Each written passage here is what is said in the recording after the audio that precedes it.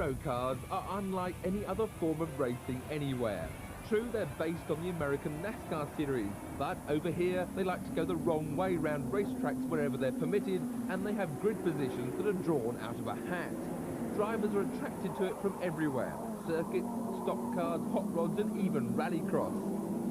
33 cars were at Pembrey, with 3 22-car grids giving everyone 2 races. Stock car man Paul Poulter led away from the front row for race 1, but hot on his heels was journalist come circuit racer Art Marcus in the yellow 32 machine, and Northern Ireland rallycross star John Haffey in 20. Marcus had been 1.5 seconds quicker than Poulter in practice, so the stock car man's glory was likely to be short-lived. And there were plenty of others back in the squabbling pack who'd fancy on being past him before the end. Marcus was soon past, but then Poulter cheekily outbraked him, and then himself, to leave Marcus with a lead he was never to lose. Now it was Happy's turn to attack Poulter, with Jason Hunn and Mike Manning side by side for 4th, and Ian Fewings and Neil Cunningham right behind them. But the man everyone was watching was Phil White in car 63, up from 22nd on the grid to 11th by the end of lap 2. He relieved a fading Hun of 7th on lap 11 and gave him a friendly nudge on the way. But that would be as far as he got, as clouds of smoke heralded a blown motor. It wasn't his first, and with all the engines supplied sealed, there had to be a reason. They're saying I'm changing down too quick or too soon, but I can only drive the way I drive, and I'm not going to change the way I drive, so I'll just, next time, instead of bringing 2 spare, I'm going to bring 8. Stock car star Peter Faulding in another black car, number 36, pulled up to 2nd place from 11th, overtaking Happy at Brooklands on lap 13 with 2 to go. And then former single-seater man Cunningham demoted Happy 1 more place at the hairpin. He was up to 3rd from 14th. This was the sort of close competition that Eurocars were designed to provide, overtaking throughout the race. But for Art Marcus, winning looked easy from pole position.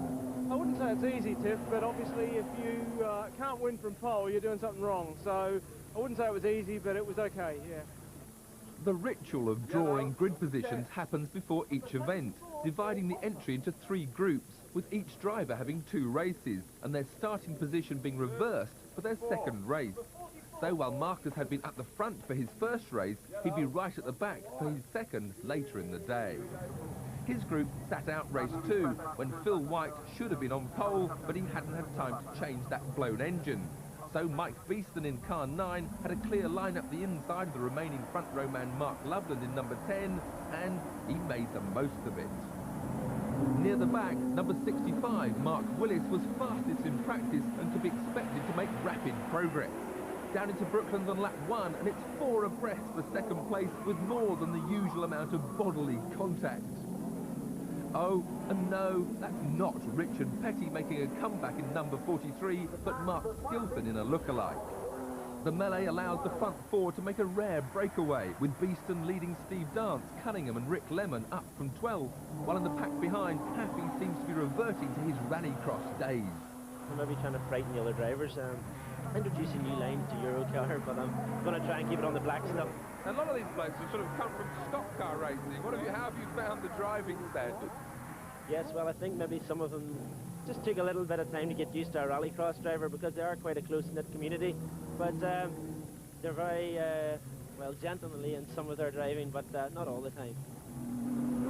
Mark Proctor has also come to Eurocars from rallycross and fell foul of Mark Willis at Brooklands. He left his braking a bit late, I left my braking a bit late. We both never had nowhere to go, we just clashed really. Just trying to get the last little bit, and it all come together. For Mark Proctor, Eurocars meant different tactics from the short sprints of rallycross. I'm seeing a gap, and instead of thinking, oh, I've got another 20 laps to go, 20-minute race, I'm going for that gap straight away, and I'm just losing the car. I've just got to learn to realise that, follow somebody for a lap, see where they're going wide, and then take my chance and progressively work my way up. Dance and Cunningham put that principle into practice and worked their way past Beeston over the 15 laps to take 1st and 2nd from midfield start positions, the sort of performance that accumulates plenty of championship points. In race 3, Art Marcus failed to take up his place at the back of the grid when he couldn't get his engine started, and so the pack extreme ground Honda curve on lap 1 without him. But luck was on his side. At the ultra-fast Woodlands curve, someone did something silly and it all ended in tears.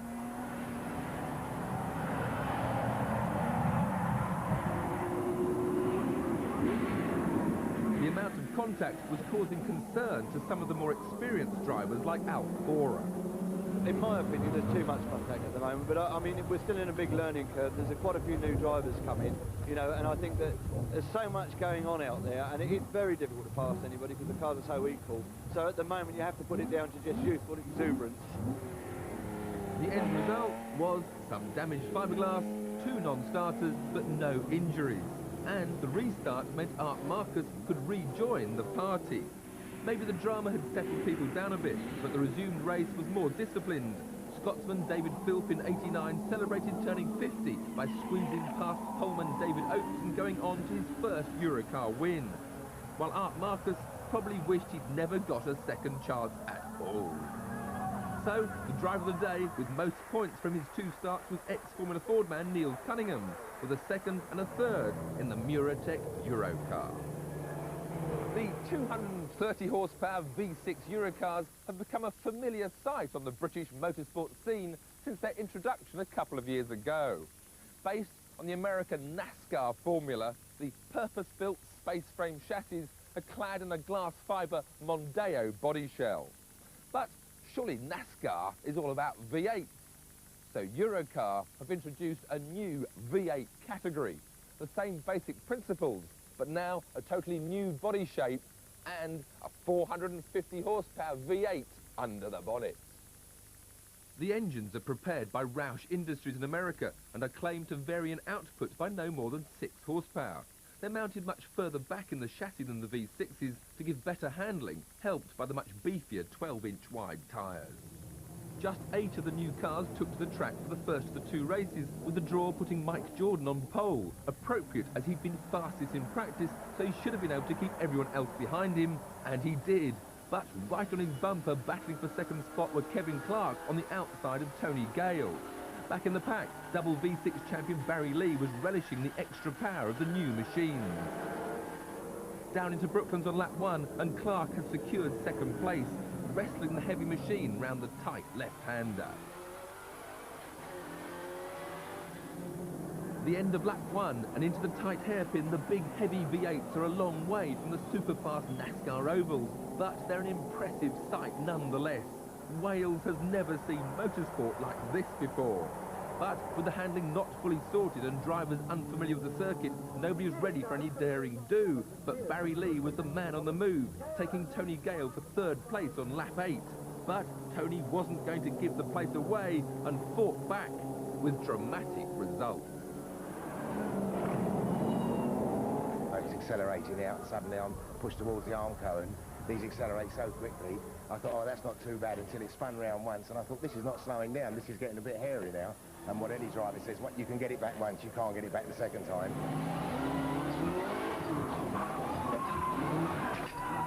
Barry's always a hard fighter, you know, I mean, he fights hard to get a place, and he certainly doesn't want to let it go again, that's for sure.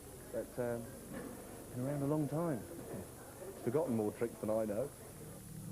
Tony had also got tangled up with Jeff Simpson, so the red flag came out and the result was declared at the end of the previous lap, which meant Tony was 3rd and Barry 4th. So to the start of race 2, and with the grid order reversed, Clark is fighting his way through from 7th. With Pete Chambers in trouble and heading for the pits, he goes down the outside of Gale to grab 4th on lap 1. A front runner in V6s last year, Kevin wasn't finding the move up easy. It's just hard work, finding a base to start from. I mean, the problem I've got is I've got to learn what suspension does what, and it's a whole new ball game from the V6. Kevin went on to demonstrate his setup problems with a little pirouette on lap 3. It brought an important decision. We're going to go and do some serious testing now, and we found we can't do it on a race day, which was our intention, but we're not managing to do that. We've now made our mind that we've got to go and do some serious testing. From pole position, Simpson was trying to keep back Lee, hampered by tuning problems with the big V8. The engines are not finely tuned enough yet. We've got a slight problem with them coming off the real tight corners. We've got a sort of a flat spot, so you sort of put your foot into to ask it, and it sort of fluffs a little bit, and then it comes in with a bang, and then you sort of got real oversteer mode, you know. 3 laps from the end, and Barry would no longer be denied. Taking a tighter line through Woodlands, he powered past on the way down to Brooklands. And although Jeff fought back on the inside, Barry had the lead. And for the first time, a clear road ahead. Up from the back, Jordan was aiming to pass Simpson as well, but thought better of it and settled for third. It was enough to give him driver of the day for round 2 of the championship, and round 3 was the very next day. Again at Pembrey, and again Jordan was fastest in practice, but would he get a good draw? Great. From third on the grid, it should be easy in the first race, except that that's Barry Lee up ahead of him. Peter Medley from pole grabbed the lead on the first bend, with Barry second. But at the end of lap 1, Mike made his move down the inside again, and this time it worked. But with a locked differential, it did look a bit of a handful. You've got no limited slip dip in there, so if you start the back end sliding, it keeps on sliding alongside. At Brooklands next time round, Mike was through into the lead, leaving Barry stuck behind Medley, but not for long. Now Jordan had a real fight on his hands. A mistake at the hairpin allowed Lee up the inside. They were side by side up the start-finish straight. Side by side through Honda. Then, did Barry bottle out? Yes. No, I didn't actually bottle out. I had great respect for his driving. And basically, we're just flat to the fault, and he must have... I don't know what went wrong. I was trying. I don't quite know how we both did that over there, because I thought I was going off on the grass, because I was flat in fifth. I'm sure he was the same, so... A little bit of respect for each other, and good race. In the second race, Mike's teammate Pete Chambers, the former Porsche racer, was on the outside of the front row and took the lead from poleman Jeff Simpson with a daring last-minute lunge at